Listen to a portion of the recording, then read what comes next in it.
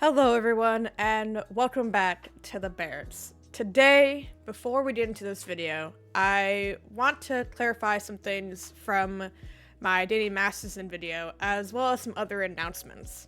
So, first off, thank you all so much for watching and engaging with the Danny Masterson video, as it has surpassed 5,000 views, as I'm recording this as of today. This is also my first video surpassing even just 1,000 views, and it's crazy that it just keeps getting more and more views. I truly didn't expect it to go off as much as it did. Secondly, my channel has reached 100 subscribers! This was my goal for the year, and we've already reached it, and I'm so thankful. So thank you to everyone who has subscribed, as I never thought I would get to this point. It's been a slow crawl to 100, and it's definitely making me continue to want to make YouTube videos, as more than I already have been. So more YouTube videos are on the way. For everyone that is new to the channel and newly subscribed, my name is Livel, and this channel focuses on mainly variety gaming content with some true crime sprinkled in. If you do like that, drop a subscribe, a like, and comment your thoughts on the topic of today's video. So now let's get into the other elephant in the room. There were some comments I wanted to address on my last video that doesn't pertain to the main topic of this one, but I wanted to clear anyway. One of them being a commenter that corrected me and gave me some information that I did not have prior to recording that video. I did not mean to say that rape and forcible rape were two separate things. It's all rape. I read somewhere that the charges were different, and it mentioned that, so I apologize for not getting all my facts straight. That same commenter also mentioned that California has a law that if the defendant committed multiple rapes, the statute of limitations does not apply. Thank you for providing me with that information. The next one is someone saying that I looped all men are like Danny Masterson. I did not mean for it to come across that way. I even said in the video that women are just as capable of rape, domestic violence, and abuse just as much as men are. What I meant to say, and it may not have come across to that, is that I hope men or women that are celebrities or have money and who have raped someone see what happened to Danny and learn that they will not be able to get away with it. Now, I want to get into the actual topic of this video, which is victim blaming.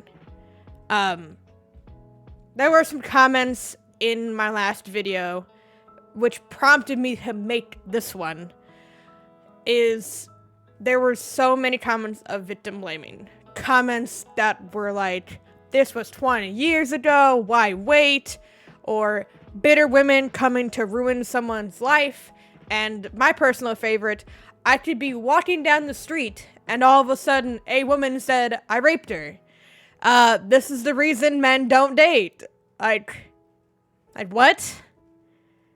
That is absolutely not how that works, nor how that will ever happen in reality. It's not how it works. For anybody who is new to my channel as well, and who may not know this, I am actually currently going to school. I'm in my last semester, just started my last semester of my bachelor's, where I'm getting a bachelor's in criminal justice, but also a certificate / a minor, I guess, in victim advocacy, because I am going to be looking to start a career in victim advocacy. And seeing all of this, like, victim blaming comments is what made me want to inform people about victim blaming, because in the end, that is victim blaming. So What is victim blaming? You may be wondering. Well, I found a really good article or a good website that properly explains it better than I probably could. So, let's take a look together, shall we? So this is from the Sexual Assault Center of Edmonton, and I found this while doing some research. I was looking for the definition of victim blaming, and this website popped up, and I will also have it linked in the description if you want to look at it yourself. So they start up with, why didn't they fight back? They shouldn't have got home with them. What did you expect going dressed like that? Why did they get drunk? These are all victim blaming statements. And this is the statements that they were up there. These responses often stem from belief that there are specific things people can do to avoid being harmed. A comforting belief that increases the bias holder's feelings of safety. Another common belief that feeds victim blaming is the idea that we live in just a world and people get what they deserve, whether good or bad, which is a really awful way to look at the world. Finally, people don't want to believe that people they know and trust are capable of harmful behavior, like celebrities. This leads them to doubt or even firmly reject any information that contradicts this, even when it comes from another person they know and trust. So what's the definition of victim blaming then? Victim blaming can be defined as someone saying, implying, or treating a person who has experienced harmful or abusive behavior, such as a survivor of sexual violence, like it was a result of something they did or said, instead of placing responsibility where it belongs, on the person who harmed them. What is important to understand is that sexual violence is never, ever the fault of the person who experiences it. Sexual violence happens because someone chooses to use harmful behaviors, not because someone is wearing a certain item of clothing, said a certain thing, or was in a certain place. It is important to remember that people always have the right to do what makes them feel safe. But at the end of the day, they should never be expected to limit their own actions, freedom of expression, or freedom of movement in anticipation of someone else's potential for abusive behavior. We need to recognize that people are never required to say no strongly enough to fight back against an assault, or to follow the many and sometimes conflicting commonly circulated safety tips in order to avoid the potential for being harmed by another person. No one has the right to perpetuate sexual violence under any circumstances.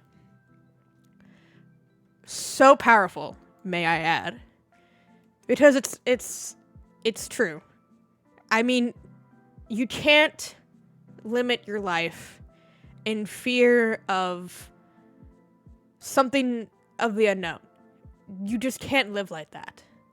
And you could go out even just to a restaurant and this could happen. You don't have to be at a club. You don't have to be in a bar.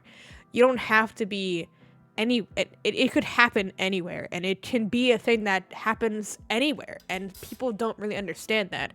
No one's asking for it. Just because someone had a drink, because someone dressed in a short dress or whatever, doesn't mean that they were asking for it. This is another way of victim blaming. Excuse me. Victim blaming not only discourages survivors from coming forward for fear they'll be blamed, it also actively shifts focus away from holding the person doing harm accountable. Engaging in victim blaming, in addition to not being a helpful response, can also be a very damaging. A negative response, whether not being believed or being blamed, is a common fear many survivors of sexual violence have, which is one of the many reasons why 97% of sexual assaults are never reported by law enforcement in Canada. This is also the same in the US. I was taking a course on women in crime, and while that class also did explain some women, of course, women have committed crimes, of course. It also had a chapter on the rates of reports from women on sexual violence. It also was in my sexual crimes course as well that I took. The amount of unreported sexual assaults that happen in the U.S. is just as high as Canada. I believe I read somewhere it's about 90% of women don't come forward, and it's why there's such a skew in reports when I would look into. I had to do a paper on sexual assaults, and I had to look up on the crime database the amount of arrests for sexual assaults, and it was so low compared to your more common crimes or even murder. It's so much lower. And I remember seeing and reading that about 90% of sexual assaults, whether men or women, either one, go unreported because of this fear. Because of the fear that what people will be saying and not being believed. And it's just, it's awful. Victims should never feel this way. We also know that sexual assault is unfortunately very common, with 1 in 3 girls and at least 1 in 6 boys experiencing sexual abuse/assault by the age of 18 in Canada. People who have experienced sexual violence often report feelings of fear, stigma, and self-blaming regarding their experiences, and the pervasiveness of victim blaming can be a barrier to survivors receiving the support and help they deserve. We all deserve to live in a world free of sexual violence by pushing back against victim blaming. We can make our conversations and our communities safer for everyone. And they have some very good videos on more of this topic. I found this and I was like, this is just perfect.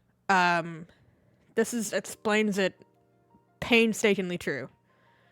And I don't know off the top of my head the statistic for the U.S. Of course, this is in Canada. But these are Canada specific stats.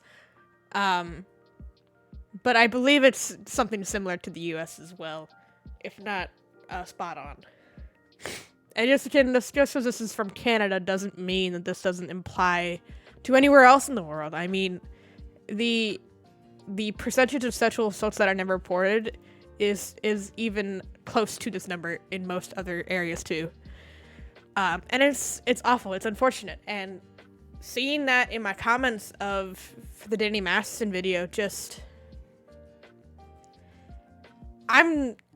it hurt me for those women because I don't know what they went through. Of course, I have never, and I hope I never will go through something as traumatic as sexual violence, whether it be anything, and it's awful that anyone had gone through something like that. It's traumatic. Now with this article and its contents, let's put yourselves, though, in the victim's shoes. Because I feel like if you put yourself in their shoes, maybe you'll think twice about making one of those comments of victim blaming. Let's just say you're the victim of rape, sexual abuse, or domestic violence. This is traumatic. And I don't know about any of you, but it takes me time to process. I have thought about what I would do, and knowing myself, I know that I wouldn't immediately go to the authorities or even get a rape kit done. When I did feel strong enough to tell my story, I certainly wouldn't want people to tell me I'm lying, or I'm just trying to ruin a man's life. It feels awful being called a liar.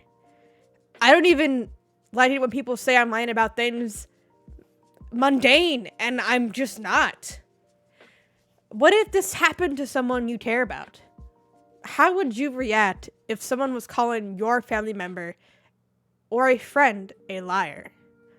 You would think twice saying these things about victims. But victim blaming isn't the only thing that can hurt victims. Lying about being a victim is another way of hurting victims from coming forward. Of course, not everyone who comes forward claiming they were raped, sexually abused, or in a domestic violence relationship is true. Of course, I know there are some liars. And I'm definitely not saying believe everybody.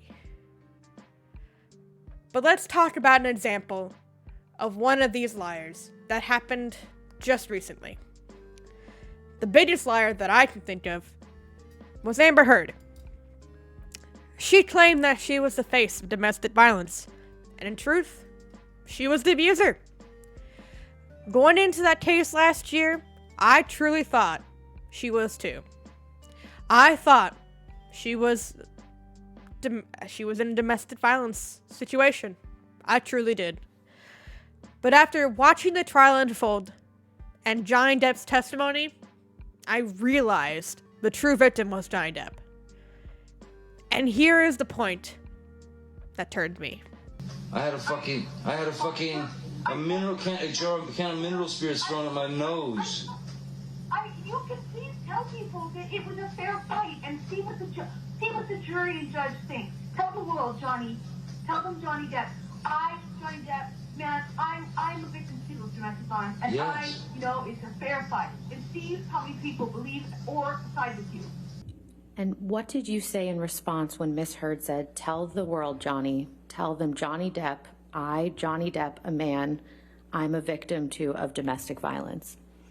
I said yes, I am.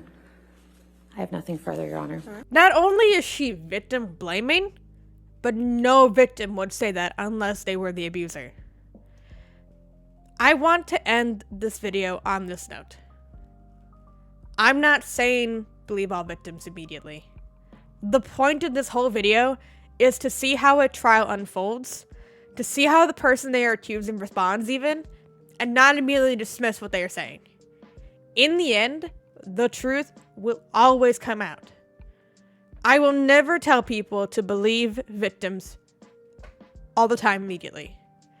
I have seen just even more recently of victims coming out, and it turns out that they were lying about being a victim in the first place for clout, for money, for exposure, to have a platform. And it diminishes the actual victims in this world. And it's awful. But when your first immediate response is, that can't be true, or why were you there, or why didn't you get out of it, why didn't you leave, you had all the ample opportunity to leave, things like that, it doesn't hurt anyone else but the victims when you say things like that. If a victim turns out to be lying and clout chasing, you will probably be able to tell. But in the case of Danny Masterson and his victims, they weren't out for clout. They're staying anonymous. The court is protecting their names. We have no idea who these three women are. They are Jane Does. They are remaining anonymous to the public. Did they want clout when they took down Danny Masterson? If anything, they'd get death threats. They'd feel threatened. They'd probably have Scientology coming for them even more than they already were. So in the end, do you really think that those women were lying? I don't. And clearly, the jury didn't either. Two different jury pools couldn't come to a unanimous decision. what the first one was the first jury pool couldn't come to a unanimous decision at all and had to do a retrial. The second jury convicted him on 2 of the 3 charges. And then was still hung on the 3rd charge. So, was it really that painstakingly obvious that they were lying? Clearly not. The first jury would have came back and told him not guilty. But they didn't. This jury got him on 2 counts. So clearly there is truth to what they're speaking. I want to thank you all for watching.